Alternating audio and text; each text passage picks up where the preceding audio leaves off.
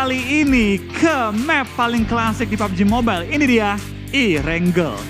Ya pastinya semua sudah sangat bersiap. Pesawat juga akan diterbangkan sesaat lagi. Kita akan melihat dari garis mana jalur pesawatnya seperti apa. Kemungkinan tim-tim tersebut akan turun ke kotanya masing-masing. Karena banyak sekali kemungkinan saat kita bermain PUBG Mobile. Dan kini dia Erangel yang pertama. Selamat menyaksikan, ternyata dari garis pesawatnya berada di area sebelah kiri. Dan kalau kita ngelihat dari kecenderungan circle-nya di PMPL-SEA ini sering banget di kiri, Bang Flo. Betul, itu kita bakal lihat kali ini dari arah circle-nya itu sering ke arah kiri. Tapi belakangan ini Sans, kalau diperhatiin banyak yang nge-center baru nge-shifting ke arah kiri atau ke kanan. Jadi kalau lihat kemarin dari weekday itu nggak jauh-jauh dari lapangannya Snaya dan juga Ruins. Ya. Jadi awalnya itu center, ntar baru mental-mental ke kiri kanan. Tapi kalau minggu pertama itu malah sebalik ya.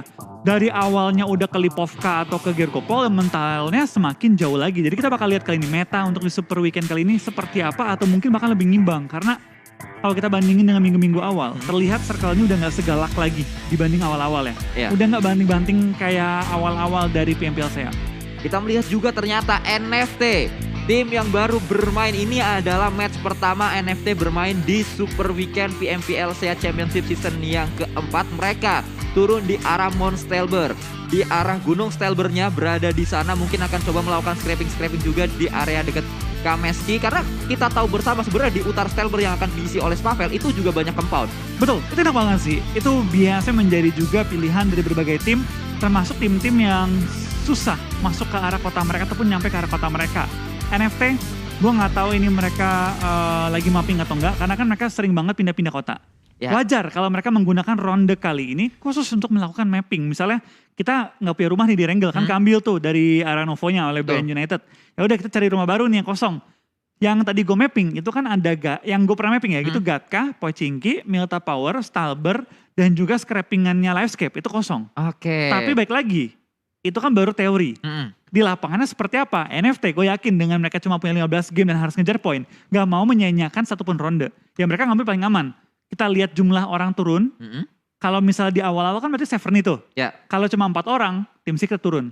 Oke. Kita terbang ke tempat Stalber. Kalau 8 orang turun, kita skip, tunggu nanti aja. Nah itu dia perhitungan-perhitungan yang juga sering dilakukan oleh para professional player di saat mereka menjalani sebuah turnamen. Karena hitung-hitungan seperti itu lagi-lagi menjadi sesuatu yang juga sangat tricky sekali. Dan kita melihat ini dia dari statistik yang muncul di sana. Ada total damage di mana Lamborghini dari Xavier cukup banyak, bahkan paling banyak untuk sementara waktu. Tapi pastinya akan disusul oleh tim-tim lain karena dia nggak bermain. Frankie juga tidak bermain di Super Weekend kali ini. Betul, inilah PUBG Mobile gitu. Tim yang 1 minggu kuat nggak tentu juga bisa sama kuatnya dengan kondisi di minggu depan. Karena baik lagi, di PUBG Mobile tuh faktor X-nya banyak. Dari arah pesawat mempengaruhi juga gameplay kita. Dari kita ngedrop, mobilnya spawn berapapun ngaruh. Lootnya spawn apa ngaruh. Bahkan mobil kita dicuri sama siapapun tuh ngaruh sama gameplay kita. Dan itulah kenapa dari semua tim, kalau menurut gue pribadi ya nggak bisa kita main itu nebak-nebak. Mainnya itu harus baca kondisi. Kalau kendaraannya kurang, apa yang kita harus lakuin? Apakah kita investasi waktu nyari kendaraan lagi? Atau kita main dengan minim kendaraan tapi ke center? Jadi nggak usah terlalu banyak gerak pakai kendaraan. Ya, itu pilih-pilihan yang menurut gue kalau di mata orang biasa ya, itu hal kecil. Kayak apa sih kendaraan doang? Tapi rotasi dengan 2 kendaraan, dengan 3 kendaraan, dengan 4 kendaraan, itu kondisi beda untuk pro player. Ya, kondisi-kondisi seperti itulah yang pastinya juga tidak bisa kita prediksi seperti apa yang akan dihadapi oleh masing-masing player saat bermain PUBG Mobile. Kita nggak tahu juga senjata apa yang akan kita dapatkan, berapa lama waktu untuk kita mendapatkan senjata yang kita inginkan di dalam gamenya. Dan kita melihat ini dia dari Baonam United, BN, White Cat dan juga yang lain nampaknya seakan ingin mengajari tim APG yang kemarin gagal. Gini loh caranya kalau Gini caranya. Betul sekali. Karena kita melihat kemarin APG bahkan 2 pemainnya harus knockdown. Hanya karena mereka mengendarai 1 bagi saja. Tapi waktu APG joget gak sih? Enggak. Enggak, kan harus joget kan? Harus joget memang. Betul, harus joget. Supaya dapat jogetan banyak buka RP. Itu gak salah. Iya. Cari jogetan yang durasi lama. Dan kita melihat juga ternyata dari NFT Flippy kali ini sudah mendapatkan sebuah bagi, akan coba melakukan scraping saja. Dan dengan keadaan seperti ini sebenarnya NFT juga tidak banyak fight yang akan mereka alami di awal-awal karena mereka juga belum ada inisiasi untuk melakukan pergerakan cukup drastis ya dari segi drop zone-nya. Betul, tapi kalau dari Sansku ya, tadi ngomong NFT nggak banyak fight di awal, gue malah seneng. Karena gue lihat tim NFT, ini bukan tim yang emang suka fight di awal-awal. Mereka adalah tim yang mengutamakan rotasi, menggunakan data sebagai senjata utama mereka. Tahu mana titik yang kosong, tahu mana space yang dapat diisi, dan nanti late game baru mereka muncul. NFT itu jarang dapetin chicken yang misalnya eliminasinya 15, 17. Ada sekali, tapi lebih sering itu mereka eliminasi yang konsisten. Betul. Dapetin chicken, eliminasi 8, 9, dan menurut gue itu gameplay mereka yang benar-benar rapi banget, yang berhasil membawa mereka ke peringkat 2 di Indonesia. Late game tersebutlah yang menjadi kunci NFT bisa mendapatkan poin demi poin dan memang itu juga yang mungkin menjadi penghalang mereka tidak bisa tampil di Super Weekend yang pertama karena di weekdays yang mereka ketemu terus sama Baonam United yang tadi juga sudah bergerak di area Novo Repno ya tidak pernah damai mereka untuk melakukan looting. Tidak seperti saat mereka bermain di PMPL Indonesia. Mungkin itu juga yang menjadi PR sehingga saat ini mereka memilih untuk berpindah dari drop zone-nya membuat mereka yang penting late game dulu dah. Betul, itu lagi yang gue pernah sebut juga ya waktu di weekday. Gue bilang bahwa gue senang melihat tim NFT ini tidak ada gengsinya untuk rebutin kota. Lebih mikirin objektif, lebih mikirin hasil. Ketimbang dengan gontok-gontokan dengan tim lawan. Dan ya kita bakal lihat kayaknya dari tim NFT dan juga tim RRQ. Sebagai dua tim yang pertama kali juga join di Super Weekend. Seberapa jauh nih mereka bisa maksimalkan minggu pertama untuk mereka kali ini. Ya dan kita juga belum melihat dari dua tim Indonesia lain yaitu dari Bigetron dan EVOS. Nampaknya belum tersorot ya sampai saat ini. EVOS ada tadi dikit. Oh sebentar ya. Lagi di rumah 12 mereka. Oke betul. Kita juga belum tahu siapa saja yang akan diturunkan dari Bigetron Red Alliance karena di saat Yuhai bermain, match pertamanya belum main, baru main di match kedua dan langsung WWCD. Iya, dan performa BTR stabil banget ketika ada Yuhai dan mungkin ini menjadi angin segar juga bagi tim Bigetron RA karena Yuhai sudah hadir di Gaming House. Ya betul sekali sudah berada di GH mereka sehingga dari segi komunikasi pastinya akan lebih lancar lagi. Tidak banyak adanya kendala-kendala yang terjadi dan kita juga melihat ini dia dari Datcon bersama dengan tim Eagle Esport yang lain masih terus akan coba melakukan looting. Itu juga yang akan coba dilakukan oleh Axis Red Ones nampaknya coba melakukan setup di area bukit belakang Pochinki. Betul, dari tim Axis, tim yang memang kalau bergerak itu cepet banget mereka. Langsung mengambil center. Nah sekarang dengan mereka sekarang mengambil center di area pegunungan Pochinki, gue rasa udah punya spot yang enak banget. Dan dia kayak ini tim yang juga baru bergabung untuk di weekend kali ini. Ada tim RRQ yang sudah mengambil area pos dekat dengan Pochinki juga. Lumayan center nih ngambil ya. Ya cepat untuk bergerak juga ternyata pemain-pemain dari RRQ Rio akan kita lihat seperti apa. Untuk match pertama mereka harusnya mereka sudah siap. Sangat-sangat siap. Kalau kita berkaca dari weekdays-nya, karena di weekdays-nya RRQ Rio bersama dengan NFT menjadi dua tim yang juga cukup konsisten mereka. Walaupun kita lihat di match-match awal banget di weekdays yang kedua nggak terlalu maksimal, tapi setelah match-match berjalan akhirnya kita melihat permainan mereka konsisten, Bang Flo. Betul, yang satu hal yang gue senengin ketika melihat tim RRQ kali ini adalah bangunnya Asa.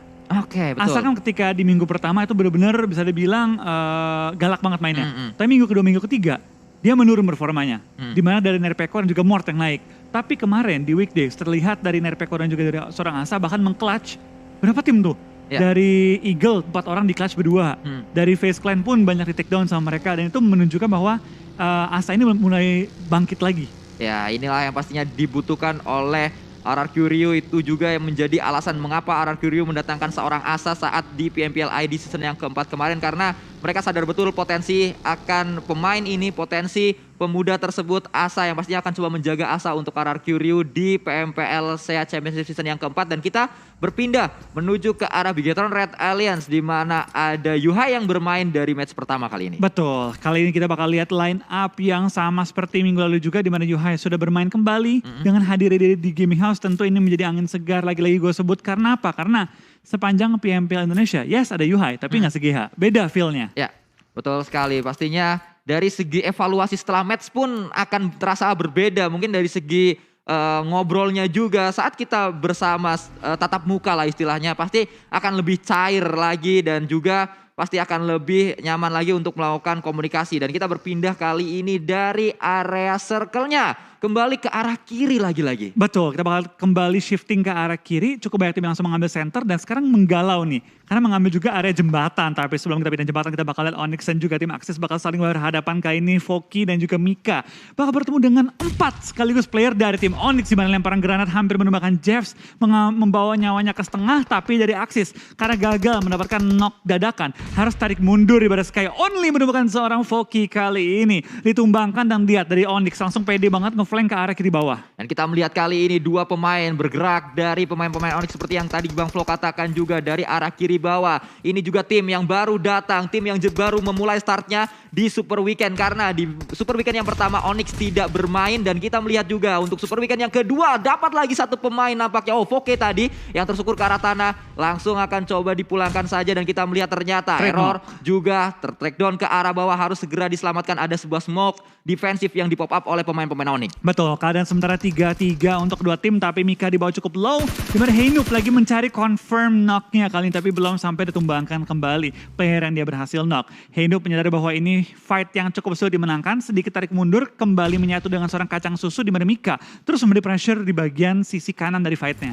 Ya, sulit keadaannya nampaknya untuk pemain-pemain Axis. Mereka sadar mereka harus segera bergerak dan kali ini dengan 3 kendaraan yang berbeda menuju ke arah bukit seberang dari bukit yang tadi. Mungkin saja fight jarak jauh akan coba dilakukan oleh kedua tim tersebut. Namun kalau kita melihat juga ada 4 rivals yang tadi berada di arah rumah rotinya. Betul, tapi kita bakal lihat juga dengan tim-tim yang sudah rotasi, cukup center, mengambil kompon-kompon yang ada dalam area circle-nya.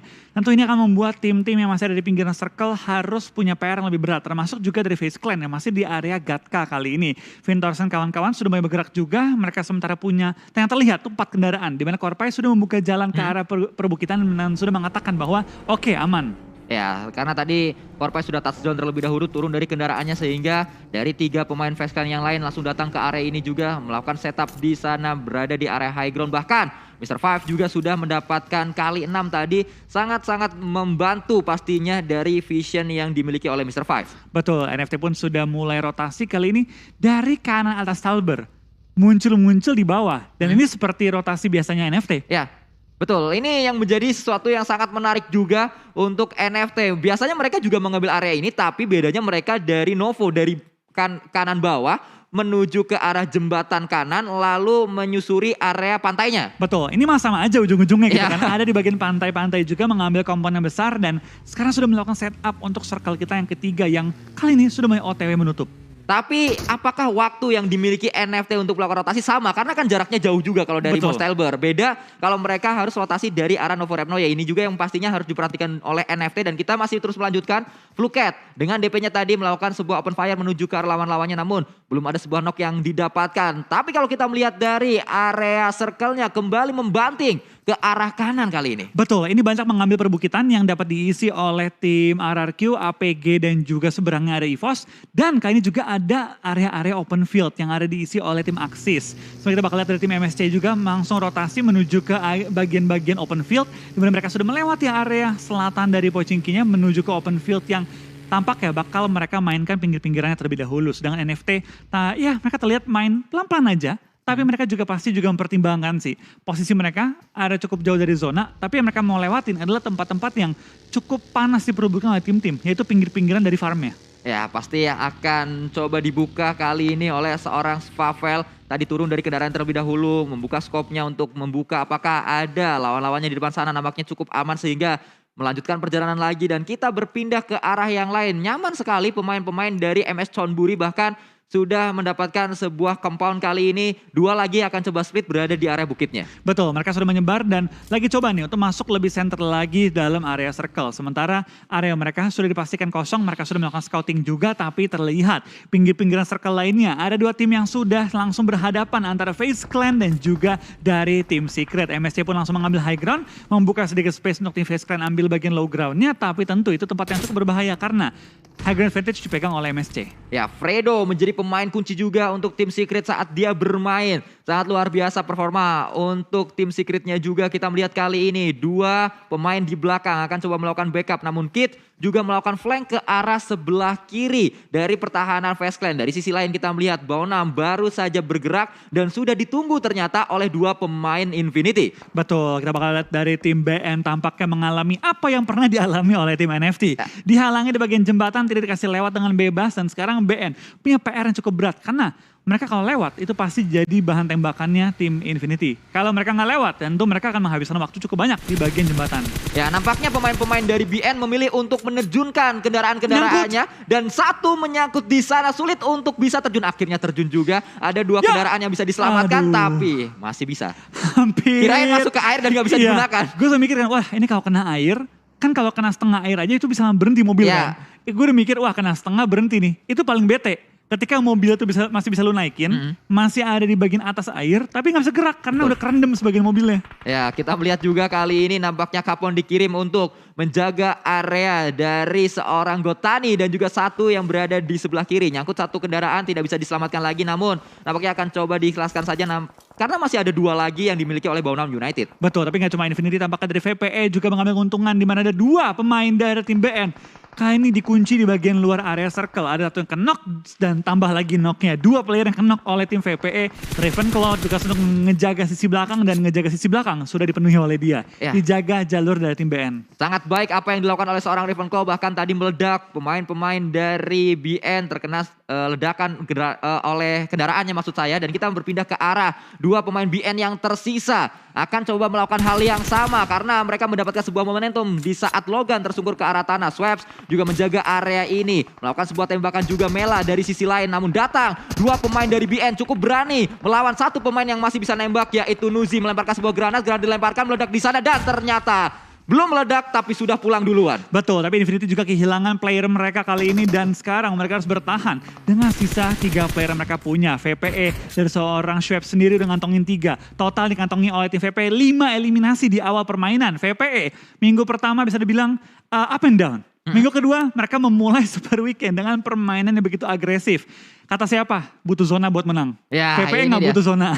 Ini dia VPE menunjukkan kualitasnya. Pemain-pemain yang sempat bermain di PW88 pastinya sudah sangat memakan banyak asam garam dari dunia kompetitif PUBG Mobile. Ravenclaw juga melakukan tembakan di sana mungkin, tapi kali ini belum bisa melakukan tembakan. Ternyata granat dari Nuzi, sebuah trap grenade kali ini meledak, membuat Ravenclaw pemain yang dikirim pertama untuk datang tersungkur ke arah tanah. Betul, tapi kita bakal lihat ada backup juga dari seorang Schwab masih menjaga area tembak dari lawannya. Di lain sisi tim Indonesia mulai bertemu juga di mana NFT kehilangan 2 member mereka. Cukup banyak tim yang mulai kehilangan anggota-anggota mereka. Cukup banyak tim yang sudah mulai dicicil player-playernya. Dan sekarang kita melihat sisa 52 player masih live padahal zona belum nutup. Ya, zona belum menutup namun banyak sekali pengikisan massal yang terjadi. Sebuah granat yang dilemparkan oleh Nuzi belum bisa mendapatkan seorang Fluket. Mundur terlebih dahulu pemain-pemain dari VPE. Namun dari sisi lain For Rivals, pemburu ternyata diburu oleh seorang Jeff. Ya, kita bakal lihat circle pun sudah mulai bergerak. Tim-tim yang ada di pinggir circle sudah mulai maju ke depan. Onyx sudah mengantongi 4 eliminasi tapi hanya menyisakan 3 player mereka. EVOS, BTR juga bertemu kali ini. Kita bakal lihat kali ini dengan zona yang mengecil. Semua tim akan tubruk-tubrukan termasuk juga FaZe Clan dan juga Geek Fam yang akan perang tepat di ujung zona tapi masuk ke play zone. Ya, kita melihat kali ini mereka juga tersungkur ke arah tanah karena tadi granat yang sangat on point sekali dilemparkan oleh salah satu pemain dari FaZe Clan. Datang kali ini 4 pemain FaZe Clan. Vintores ternyata tadi granatnya. 1 pemain Sen OP melakukan tembakan kembali dengan sebuah M4 kali 3 digunakan, namun terbakar 1 pemain Geek Fam tersebut dan tersungkur ke arah tanah karena sangat sakit sekali Tony K dengan UMP-nya. Melihat pemain-pemain dari Geek Fam pun rata dipulangkan seluruhnya. Betul, kita bakal lihat kali ini tampaknya 43. 8 player tiba-tiba menghilang dalam waktu yang cukup cepat dan sekarang kita bakal lihat 14 tim tersisa. Area kali ini bukan pertama kita lihat, cukup sering kita lihat zona-zona yang menuju ke arah pom bensin, tapi tentu dengan 14 player masih alive. Ini masih banyak banget tim yang bertahan meskipun banyak juga tim dengan keadaan yang cukup terpukul kali ini. Ya, kita melihat ternyata pergerakan yang dibangun oleh RRQ Ryu berdekatan dengan pemain-pemain Eagle Esport. NFT dipulangkan ke arah lobby dari sisi lain karena fight yang terjadi di sana, namun kita melihat juga Farajin melemparkan sebuah granat terlebih dahulu. Dikokang terlebih dahulu kali ini, lempar ke arah depan mencari seorang Asa. Namun ternyata harusnya masih ada jarak di antara Asa dan juga granatnya ya. Sudah meledak dan belum memberikan damage yang berarti. Betul, tapi kita bakal lihat ada fight yang mulai terbangun juga di antara tim RRQ dan juga 2E. Tapi Axis join the fight di mana para Jin tertumbangkan kali ini mengalami sedikit keuntungan bagi tim RRQ tapi masih terjepit juga. Belum sepenuhnya aman. 2 player knockout dengan lemparan Nerpeko yang begitu tepat dan tampaknya Nerpeko berhasil memulangkan tim 2E ke arah lobby juga. 3 eliminasi bagi tim RRQ tapi sekarang harus fight dengan tim APG. Ya, 3 eliminasi sudah dikumpulkan. Bahkan tidak ada pemain-pemain RRQ yang dipulangkan. Kita melihat juga 2. itu dia.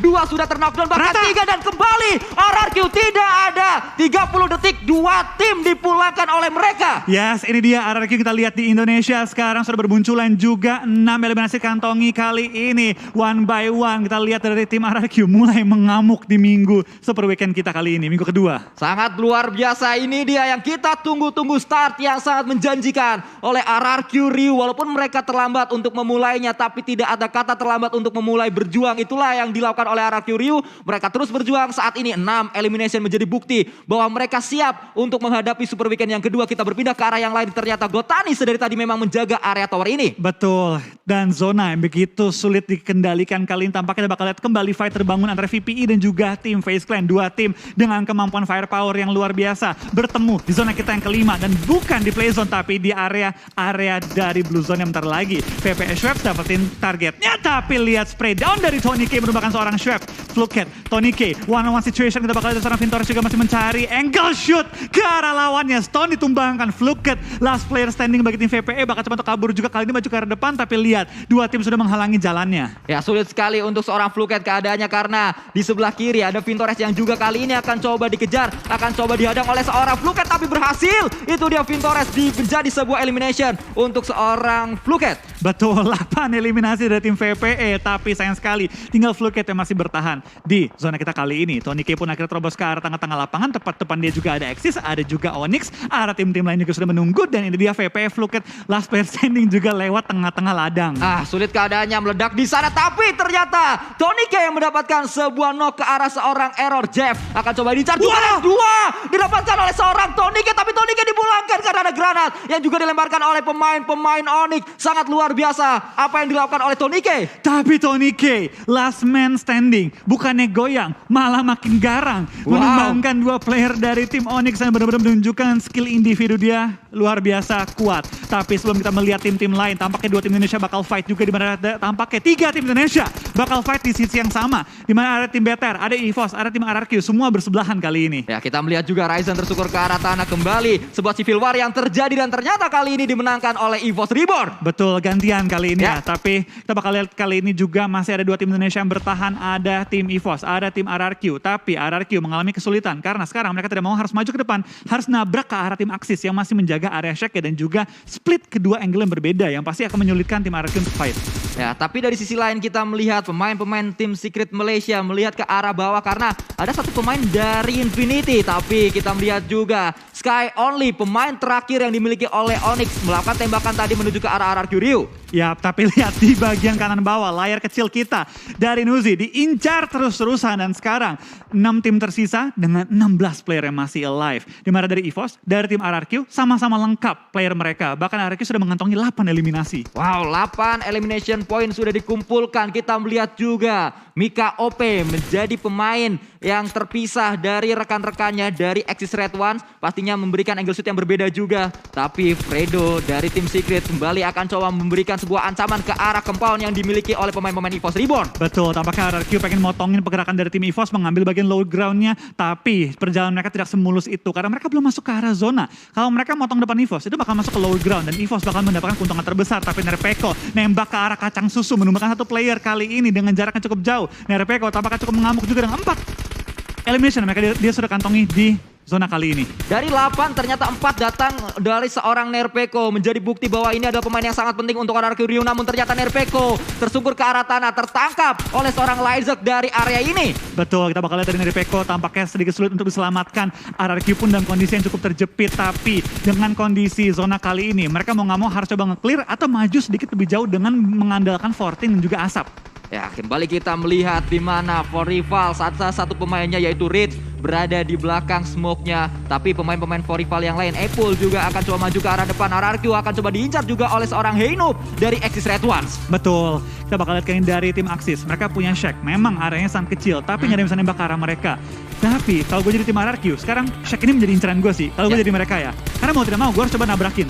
Tapi sulit keadaannya karena RRQ kendaraan mereka sudah meledak satu persatu, membuat mereka hanya bisa mengandalkan paling nggak ada satu kendaraan yang masih bisa dipakai sebenarnya. Betul, tapi baik lagi, resikonya gede banget. 3 orang atau kendaraan yang sama, dan kayaknya mereka mau coba trading sih. Betul. Asa dari tadi coba nembakin terus ke arah mereka, tapi tampaknya dari Mika ketahuan terlebih dahulu. Ini membuka juga kesempatan bagi tim RRQ untuk maju ke arah depan karena tinggal satu lawannya lagi. Tapi lihat EVOS, lihat TS, sudah mengisi pinggiran circle dan akan berperang menghadapi satu sana sama lainnya. Ya, kita melihat di atas ada seorang Matoy, di bawah ada Fredo, akan coba diincar oleh 4 pemain dari EVOS Reborn. Maju ke arah atas Fredo, ada sebuah jumpsuit juga tadi dilakukan oleh satu pemain yaitu Matoy, turun ke arah bawah namun belum berhasil. Kali ini mundur terlebih dahulu mungkin pemain-pemain dari tim Secret, namun Fredo fiktifisnya dengan Beryl mencari satu pemain yaitu Lyzek. Ini dia akan kita lihat Lyzek yang bermain dengan sangat luar biasa di weekdays akan kembali menunjukkan kemampuannya berhadapan dengan tim Secret Malaysia.